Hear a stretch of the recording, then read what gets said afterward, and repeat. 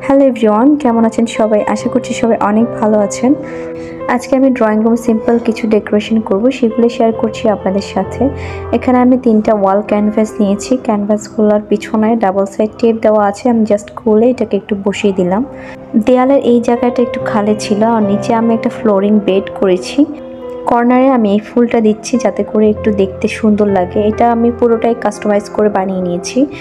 আমার বেবিরা যেহেতু ছোট সেজন্য আমি এখানে কোনো সোফা দিইনি, আমি ফ্লোরিং বেড করেছি যেহেতু ওরা পড়ে যেতে পারে সেজন্য। দেয়ালের কর্নারে আমি একটা স্টিল প্যারেক দিয়ে এই ফুলের ঝুড়িটাকে লাগিয়ে নিয়েছি। আমার কাছে কোনো ওয়াল হুক ছিল না, আর স্টিল প্যারেকটা লাগালে কোনো ঢিল করতে হয় না, হাতুড়ির সাহায্যে একটু লাগিয়ে নিলেই হয়। তো এই তো আমার ফুলটা লাগানো শেষ আর ক্যানভাসগুলো লাগানো শেষ। উপরে দেয়ালের সাইডে দেওয়ার জন্য আমি একটা ঝাড়বাতি নিয়েছি। ঝাড়বাতিটার প্রাইস আমার থেকে 1200 টাকার মতো নিয়েছে। আমি জানি না বেশি নিয়েছে কি কম নিয়েছে, আমার কাছে ভালো লাগছে সেজন্য আমি নিয়ে আসছি। এটা একটু সিম্পলের মধ্যে পুঁতি দিয়ে করা। এটা যেহেতু পুঁতি ছিল একটার সাথে একটা লেগে গেছে, তো আমাকে একটু আস্তে আস্তে খুলতে হচ্ছে, না হলে পুঁতিগুলো ছিঁড়ে যেতে পারে।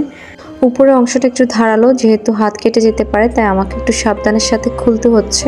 এখন আমি এটাকে উপরে সেট করে দিয়েছি আর ভিতরে একটা হোয়াইট কালার লাইট সেটিং করেছি।